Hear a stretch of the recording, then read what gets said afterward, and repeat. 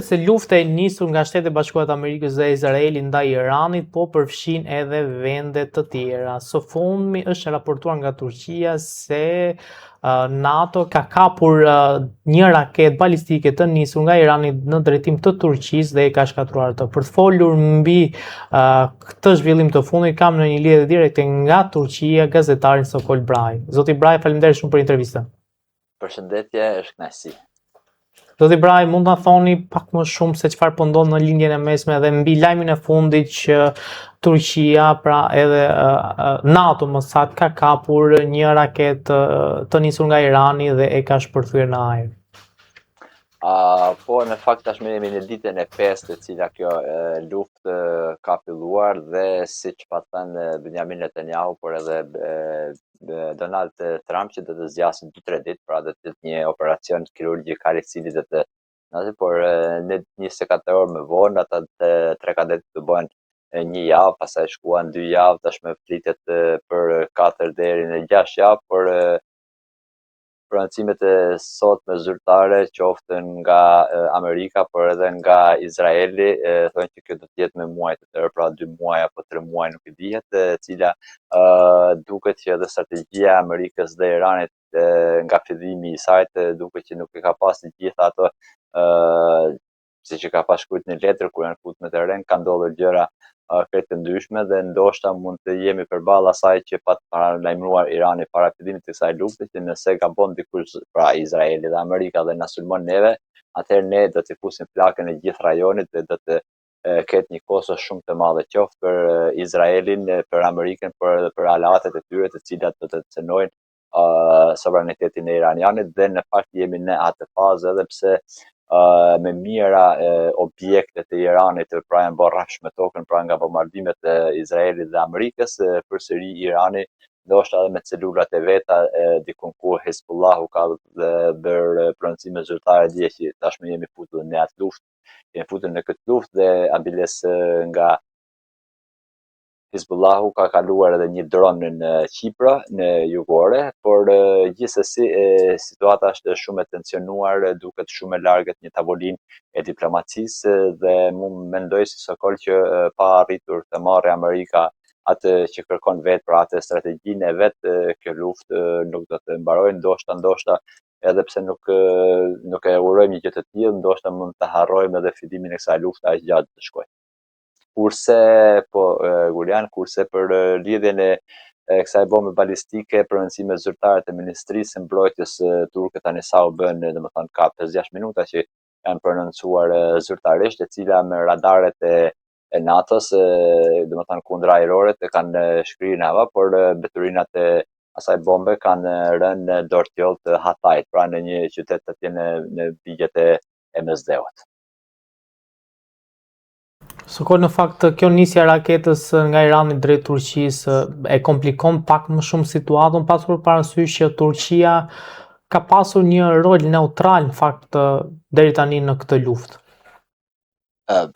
Po ka pasur në fakt në të gjitha luftat në rajon Turqia ka pasur rol neutral, mund ta quajmë ne, apo vetë diplomacia e Ankaras dhe politikat e Ankaras në fakt prej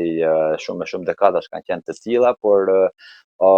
kjo mund ta komplikojnë jashtë maset këtë luftë dhe mund ta zgjerën shumë, sepse nëse një luftohet, domethënë pra nga Irani në mënyrë zyrtare, patjetër, sepse dihet që tashmë pas eliminimit Ayatollah Khameneit, sikur është pas thënë përpara luftës që nuk do të ketë më një Ayatollah, pra nuk do të ketë më një lider suprem, por janë të shumë tjerë të cilat garda e regjimit është ajo që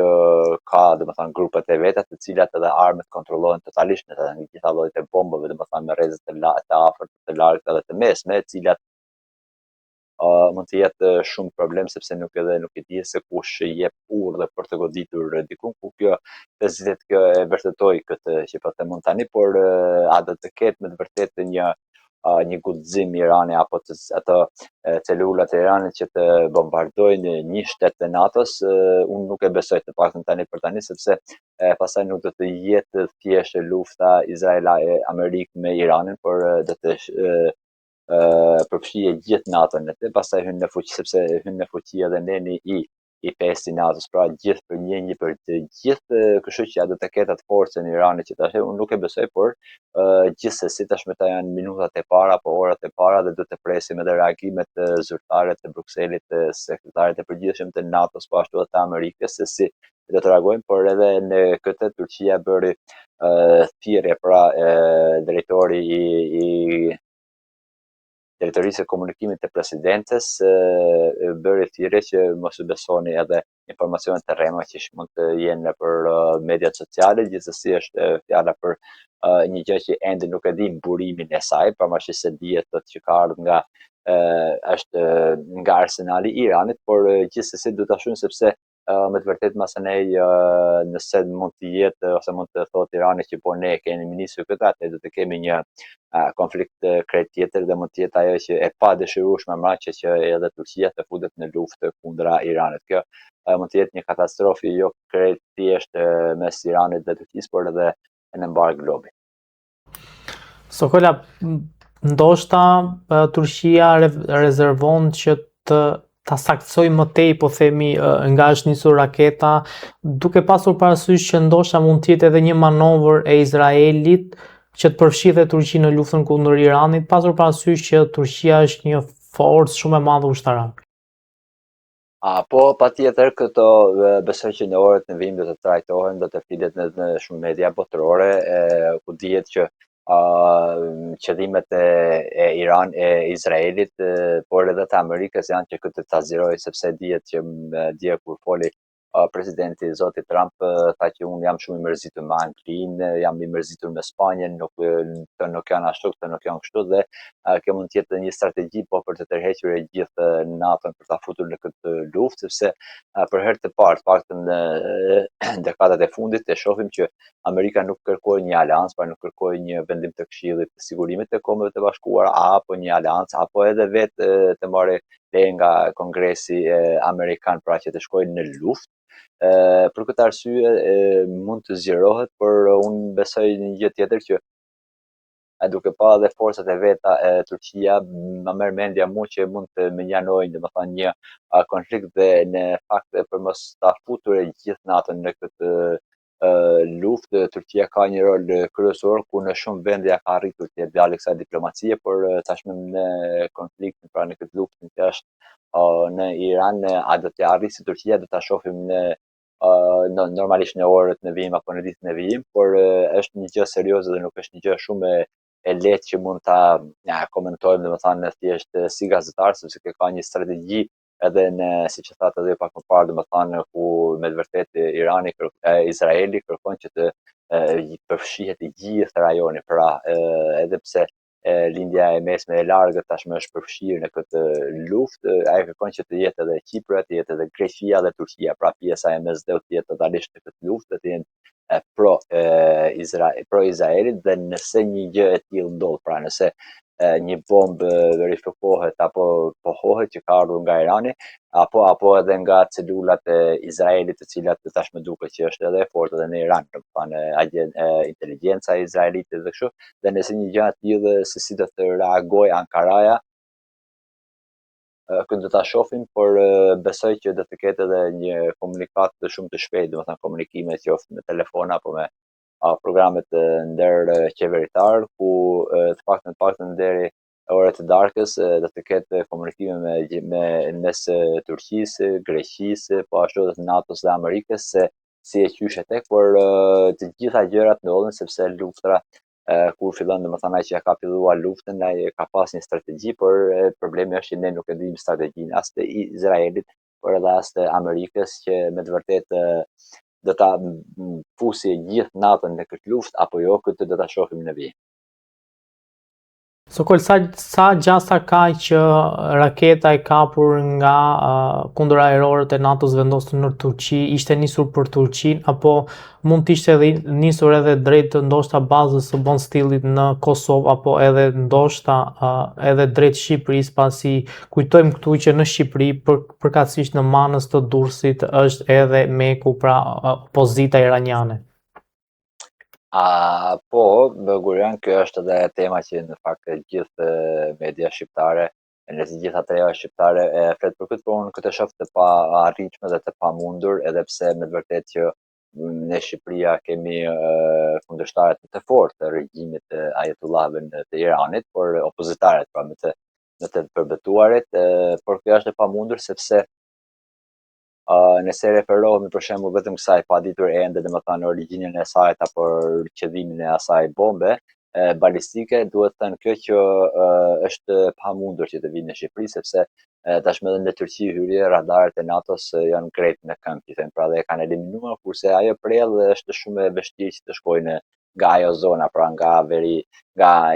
juglindja e Turqisë të jetë për Shqipëria apo edhe për Kosovë, kjo është e vëmendshme, por nëse mund të jetë, pavarësisht se po japim mendim, domethënë pa njohuri për këtë temë ose pa ditë gjë, sepse do të presim proncimet zyrtare, ajo mund të jetë drejtuar për drejt Kipras, pra aty në bazave amerikane, të cilat ditën e parë apo ditën e dytë pastaj ja lëshoi Anglia që të përdori për mbrojtje të bazat në Kipër, ndoshta mund të jetë drejtuar për atje, sepse edhe vetë nga ana gjeografike takon shumë afër dhe ka atë drejtim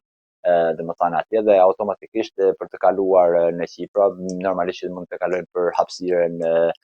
turke apo edhe për hapësirën detare turke, kurse për Shqipërinë dhe për Kosovën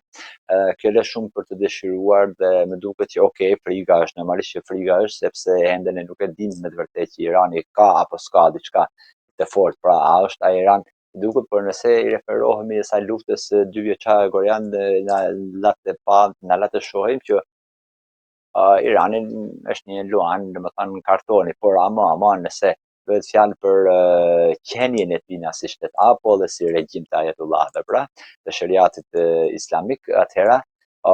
Irani do të bëjë të pamundur, pra pa dhënë shpirt do të marrë me veten, nëse do vdesun do marrë me vete sa të mundet. Këtë ka shprehur Ayatullahu para se të vritet, por edhe nëse e shohim domethënë edhe zgjedhja e liderit pas liderit suprem në fjalë shpirtëror të Iranit, pra pas Ayatullahut bëhet fjalë që mund të jetë i biri i tij, po ashtu njëjtën kohë edhe Trump, por edhe Benjamin Netanyahu, sa ata që ne i kemi në listë se ka do të vrasim, ka të ekzekutojmë në Iran, dhe a do ta ketë, pra të pyetja juaj, do ta ketë forcën me të vërtetë Irani që të çojnë një bombë deri në Shqipëri apo në Kosovë,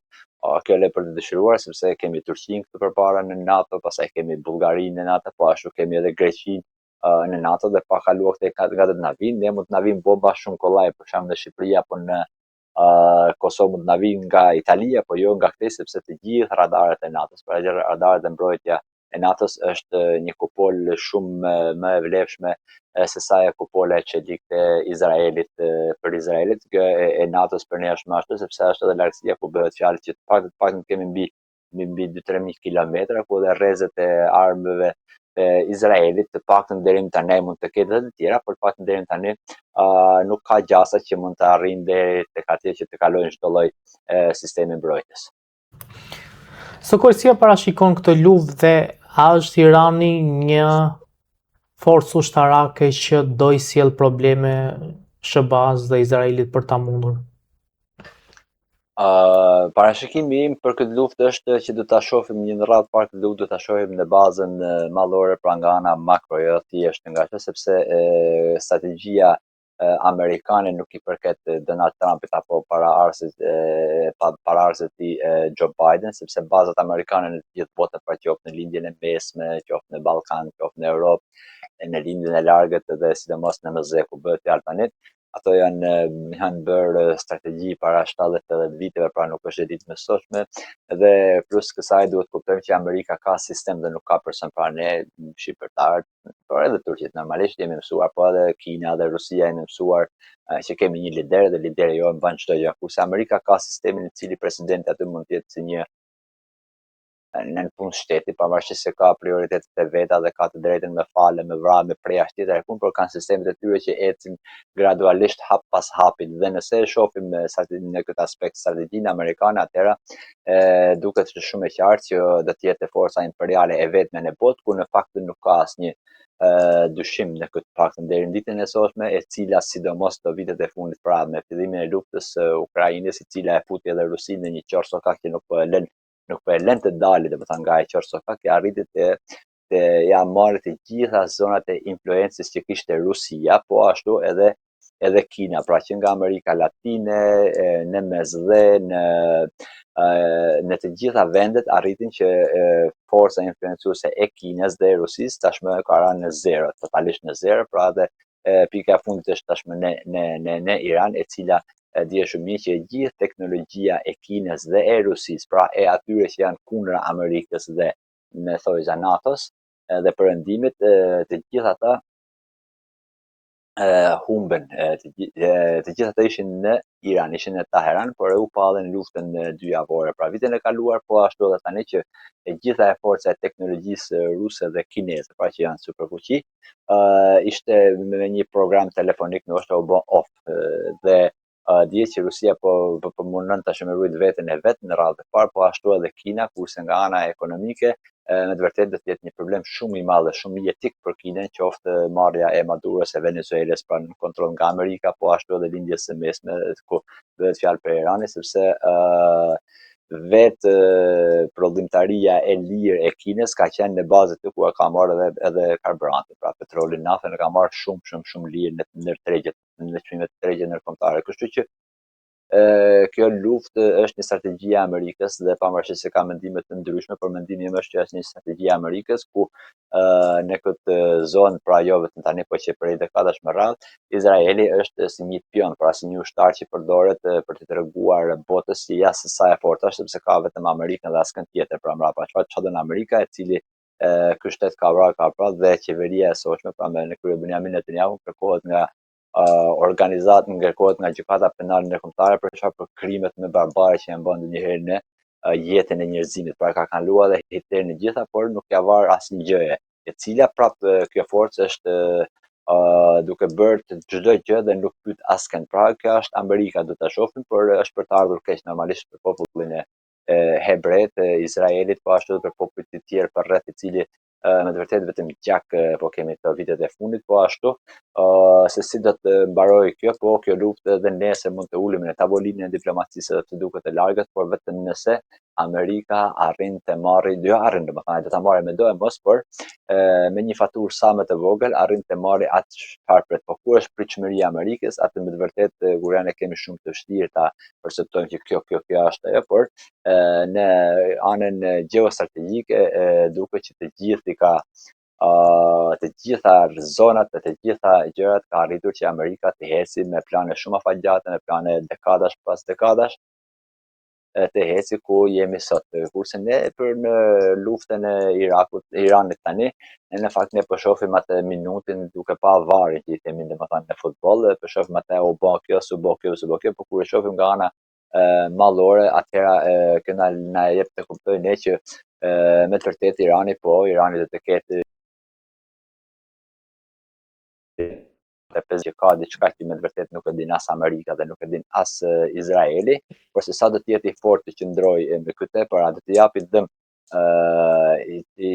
Irani Amerikës, sa i pyetjes tuaj, unë nuk besoj që do të japin dëm, sepse po se eliminove, domethënë po si çove bombat në Washington dhe në New York, çfarë dëmit ka Amerika, kurse Izraeli do të japi dëm, i ka dhënë dëmet jashtëmase, të paktën kështu janë raportime të ndryshme, edhe pse pronësime zyrtare nuk i kemi në këtë mënyrë hala, sepse siç dihet, domethënë propaganda gjatë luftës është shumë më e rëndësishme se sa veta e bomba që hullet, por gjithsesi Irani do të bëjë diçka, pra të paktën të opoziti ka treguar që do të po bën diçka dhe pronësimet zyrtare përsëri të Iranit janë duke bërë përsëri edhe më shumë dhe do të bëjnë edhe më shumë të tjerë, pra do e fusin gjithë zonën në kaos. Kështu që Amerika nuk ka problem se vdesin ushtarët amerikanë, nuk është problem fare për Amerikën, sepse siç dihet, domethënë nëse e shohim nga ana jo humane, por nga ana e shtetit, ushtari për të vrarë dhe për të mbrojtur është, domethënë pra për të mbrojtur atë është, dhe pse vdesin amerikanët nuk është humbje për Amerikën, nëse Amerika arrin të marrë e gjitha çfarë ka, por atë do të dalë domethënë Irani që të arrijë ta stopojë Amerikën, kjo duket shumë imagjinare dhe e pamundshme të paktën për këtë, sepse është e vetme dhe nuk ka asnjë aleat, ato aleat që kishte edhe teknologjitë që nga sistemi S-300, S-400, S-500 që ka Rusia dhe që ka Kina, duke që janë të kota, sepse hapësira ajrore, pra e të gjithë Iranit është krejt off, domethënë. Po ashtu edhe forcat ajrore të Iranit janë në zero, ku ishin kjo Kin, kjo Rusi që ta ndihmojnë ortakun e tyre, aleatin e tyre shpirtëror, kështu që tashmë po presim me gjithë bota, po pres që të ndryshojë sistemi, pra gjithë bota po presin që të bëhet një botë më e madhe se sa 5 Këshillit të Bashkuar pa në Këshillit të Sigurimit, por me sa duket tashmë po shkojmë në një forcë të vetme e cila vetëm për dekada me radhë do të kemi një botë ndoshta më ndryshe se sa e kemi pasur deri tani. Sokoj, falenderoj shumë për intervistën, ishte kënaqësi.